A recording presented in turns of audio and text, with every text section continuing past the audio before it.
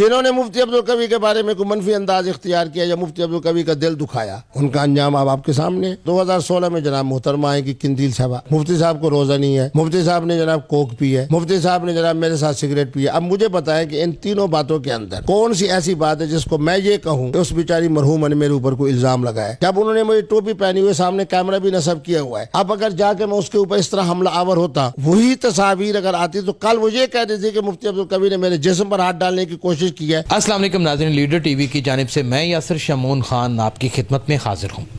आज मेरे साथ वतन अजीज़ पाकिस्तान की वो मारूफ हस्ती हैं जो social media, live stream channels के ऊपर और मुफ्ती होने के साथ साथ एक नहायत ही दिलचस्प इंसान है। रोशन ख्याल मुफ्ती अगर कोई कहा जा सकता है पाकिस्तान में तो वो मुफ्ती कवी हैं। मुफ्ती कवी किसी तारुफ के मोहताज नहीं हैं। अल्लाह ने इनको ऐसी खुदादत सलाहियतों से नवाज रखा है कि ये हर रंग में डल जाते हैं। मैंने मौसीकी को, कवालियों को कभी नौजवानों में आम होते हुए नहीं देखा। इन्होंने मज़हब इस्लाम को अपने अंदाज में लोगों के दिलों में इस तरह घर करवाते हुए हमने दिखाया है कि हम खुद भी हैरान हैं। नौजवानान, लड़कियां, लड़के इनके दीवाने हैं। देखने में माशाल्लाह बिल्कुल नौजवान लगते हैं और सुर्ख सुर्ख इनके गाल और मुस्कुराता हुआ चेहरा और बहुत ही जाज़बे नज़र किस्म की अदाएँ इनका खासा है। और बाइल्म इंसान तो हैं ही, मुख्तलिफ अदवार में मुख्तलिफ शोहरतों के हामिल भी रहे, उसमें बहुत सारी तनकीद भी रही, बहुत सारा मज़ा भी रहा, लेकिन हर जगह के ऊपर इन्होंने खंदा पेशानी के साथ अपने ऊपर उठने वाले हर सवाल का जवाब दिया। हम आज के प्रोग्राम में इनको खुशामदीद कहते हैं। मेहरबानी, बहुत मेहरबानी, बहुत शुक्रिया। मुफ्ती साहब आप कैसे हैं? ठीक ठाक हैं? अल्हम्दुलिल्लाह, अल्लाह का बहुत करम है, बहुत करम है, बहुत करम है। मुफ्ती साहब माशाल्लाह बिल्कुल लगता ही नहीं कि आप मुफ्ती हैं। आप एक बिल्कुल दोस्त नवा इंसान लगते हैं। अल्लाह ने पैसे से भी बहुत नवाजा हुआ है, शोहरत भी बेइंतहा दी है और हुस्न भी बेइंतहा दिया है। गुफ्तगू में शीरी अल्फाज का भी एक मजमुआ कलाम है और अंदाज़े बयां अपना ही एक अंदाज़े तकल्लम है आपका। तो कभी मगरूर नहीं हुए? देखिए जी, जिस ख़ानदान से मेरा ताल्लुक़ है, खानकाहियत का और रूहानी ख़ानदानों की यही अज़मत है कि मन तवाज़ा अलिल्लाह रफ़अहुल्लाह, होर भी नीमा हो फ़कीरा, होर भी नीमा हो फ़कीरा। यकीन रखें कि मुझसे लोगों की जो प्यार की बुनियादी वजूहात हैं उनमें से एक बड़ी वजह यह है कि जब मुझे देखते हैं कि आप मुफ्ती अब्दुल कवी साहब, मैं कहा जी, वो पहले तो 5-6 सेकंड तक हैरान होते हैं कि मुफ्ती अब्दुल कवी बग़ैर किसी गनमैन के, मुफ्ती अब्दुल कवी बग़ैर किसी जनाब 2-4-10 लोगों के, इंतहाई सादगी के साथ। अब ये वजह बनती है उनकी मुझसे बहुत ज़्यादा मोहब्बत और प्यार की। आप मुफ्ती होने के साथ साथ रूहानियत के ऊपर और स्पिरिचुअलिज्म के ऊपर भी बिलीव रखते हैं? बहुत ज़्यादा।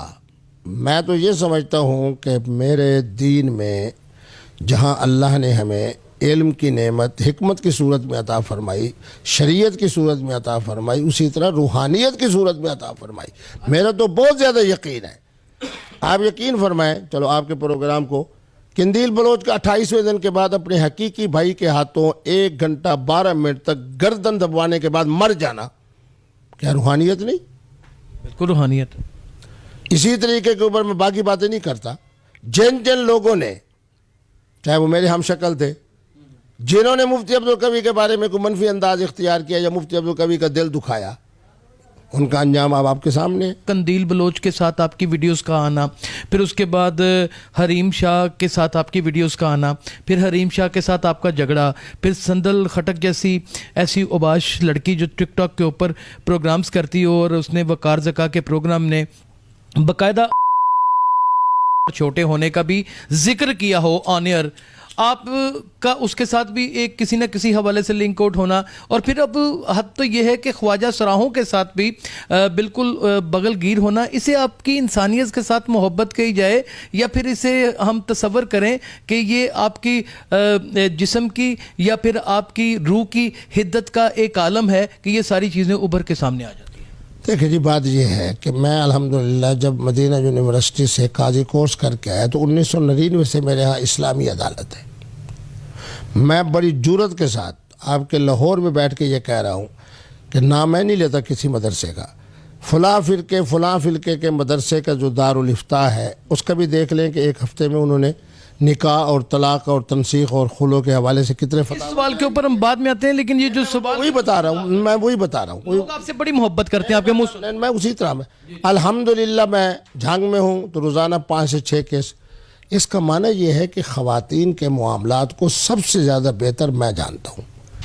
अब इस मेडिकली तौर पे जानते हैं, रूहानी तौर पे जानते हैं, देखें मेरी बात सुने, मेडिकली कैसे जानते मैं इस हवाले से जानता हूँ कि ख़वातीन के बारे में जो फरमान सैयदना फ़ारूक आज़म का है कि एक सब्र वाली औरत 4 महीने तक तो सब्र से रह सकती है, 4 महीने के बाद उसके खामद का उसके पास आना, ये सैयदना फ़ारूक आज़म का ऑर्डिनेंस है। हज़रत हैं पे अपना कवि सब लिखे है, क्योंकि ये तो बहुत बड़ा बुहतान है किसी औरत के ऊपर। नहीं, भूतान की बात नहीं, ये तो सबर का पैमाना ही लबरेज हो जाएगा। ओहो, एक हकीकत है।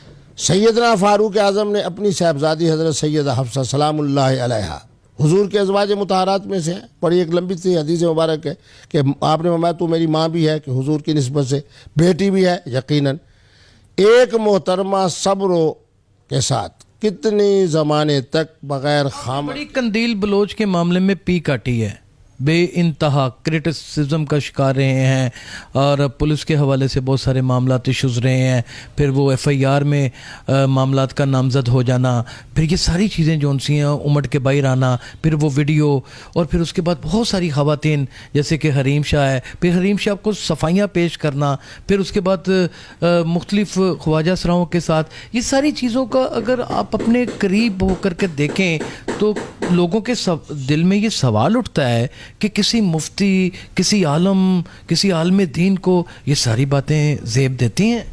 देखिए जी, बात यह है 1982 से लेके अब तक 38 साल के अंदर पहले नंबर पे आई मोहतरमा कंदील बलोच साहबा। आपकी ज़िंदगी में तो पहले आपकी जोजा मोहतरमा ही ना? नहीं, यानी जो आप इशारा कर रहे हैं कि मेरे बहसीत मुफ्ती होने के ये ख़वातीन ये इस तरह का किरदार नहीं होना चाहिए, उस हवाले से मैं कह रहा हूँ। 1982 से लेकर 2016 तक, 2016 में जनाब मोहतरमा आएगी कंदील साहबा, मुफ्ती साहब को रोज़ा नहीं है, मुफ्ती साहब ने जनाब कोक पी है, मुफ्ती साहब ने जनाब मेरे साथ सिगरेट पी है। अब मुझे बताएं कि इन तीनों बातों के अंदर कौन सी ऐसी बात है जिसको मैं ये कहूँ कि उस बेचारी मरहूमा ने मेरे ऊपर कोई इल्ज़ाम लगाए। रोज़ा नहीं था, ये मेरा मामला अल्लाह के साथ है। दूसरे नंबर के ऊपर जनाब कोक पी है, ये तो नहीं कहा कि जनाब, उन्होंने ये भी कहा था कि आप उनसे निकाह करना चाहते हैं। नहीं, वो तो इसलिए देखे ना 2-3 बातें तो उस बेचारी मरहूमा ने इसलिए गलत की ताकि जनाब उसकी खबरियत के अंदर जनाब उसकी वजह से कबूलियत हो। जो मोहतरमा एक मसनूई शोहरत की शामिल हो बनसे। जो मोहतरमा मेरे पास इसलिए आई है कि मैं उसकी मुलाकात इमरान खान साहब से कराऊं, तो क्या जनाब मैं उसको पैगाम निकाह दूंगा? साहब वो आपके यहाँ आके बैठ के ही फिर आपकी टोपी पहन ली, मैं वही बताता हूँ ना, फिर आपके साथ अटकेलियाँ करती रही, मैं बताता हूँ। फिर आपके रुखसार की तारीफ करती रही, फिर आपके हाथों की तारीफ करती, चलो उसने मेरी तारीफ आपकी आंखों की तारीफ करती रही, फिर आपके लबों के ऊपर बड़ी उसने खूबसूरत बातें कही। ये सारी चीज़ें जो सी हैं ये देखे उस मोहतरमा की तरफ से अगर मेरी तारीफ हुई है तो मेरे ऊपर कोई इल्ज़ाम तो नहीं लगाया। ये कि एक लड़की का उठना और इस तरह उठ के यहाँ पे आके बैठ जाना एक मुफ्ती के साथ, और फिर मुफ्ती को बुरा भी ना लगना और उसी मुफ्ती को इन चीज़ों को एंजॉय भी करते हुए नजर आना, ये लोग जानना चाहते हैं। मैं तो आपके बारे में जानता हूँ कि आप एक बहुत ही आला शजरे से ताल्लुक़ रखने वाले मुफ्ती हैं। देखे जी, मैं गया हूँ अपने, मेरा ही कमरा था, मेरे होटल में वो आई, मैं वुज़ू बनाने के लिए गया हूँ क्योंकि मैंने एक प्रोग्राम आलिम ऑनलाइन में जाना था। इस दौरान हाल में जब मैं वापस आया तो उन्होंने मेरी टोपी पहनी हुई है। अब आप मुझे बताएं कि जिस वक्त कैमरा भी एक मोहतरमा ने नस्ब किया हुआ हो, मेरी टोपी भी पहनी हुई हो, अब अगर उसके ये सब कुछ पहले प्लान था? हाँ, मकसद मैं तो अंदर वॉशरूम में गया हूँ वुज़ू बनाने के लिए।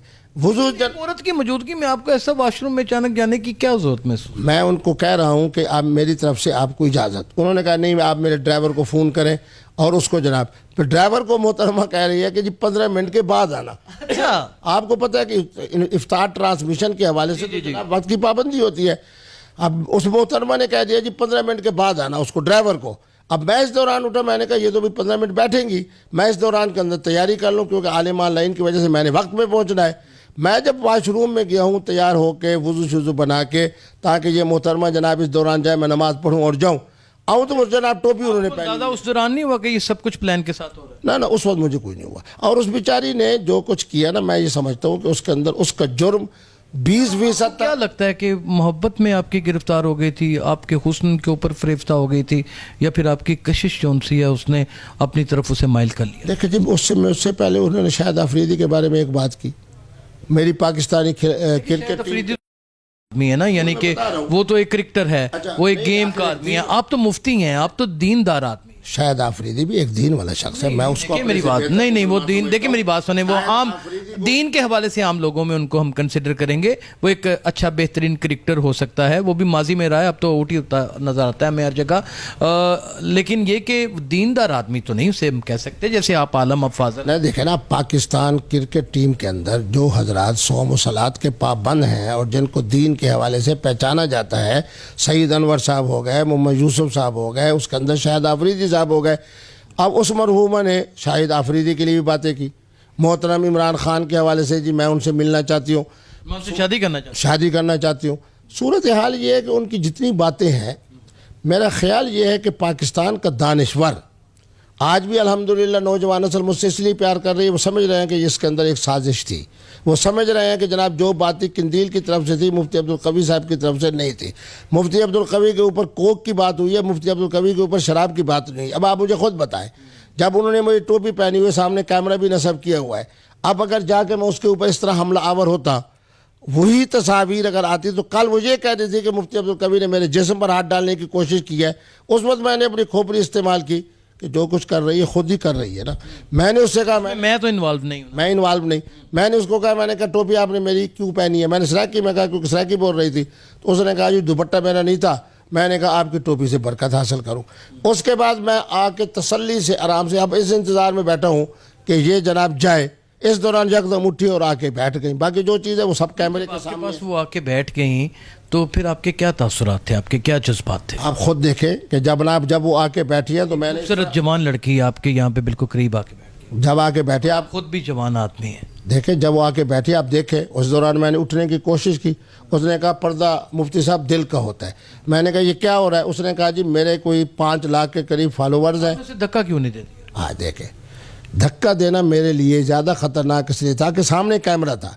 अब धक्का देते वो, मैं अगर यूँ धक्का देते खुदा ना खास्ता वो कह देती जो मेरे सीने के ऊपर हमला इस तरह बैठ गई है कि उसके हसास के साथ टकरा रहे हैं। और वो नहीं, मैंने देखा है उस वीडियो को बड़ा करीब से। मैं यहाँ बैठा हूँ और मोहतरमा कम अज़ कम मुझसे 1 फुट के फासले पर। मुफ्ती साहब मैंने बड़ा करीब से देखा है, वो बिल्कुल आपके जोन से जुड़ के बैठी। हाँ नहीं, बिल्कुल वो मुझसे 1 फुट के फासले पर है। अलबत्ता जब मैं फ़ोन पे बात कर रहा हूँ किसी के साथ, इस दौरान उसने अपना एक हाथ वो सोफे के जब पीछे रखा, तो उससे ये तासुर मिलता है कि वो मेरे बहुत करीब आ चुकी है।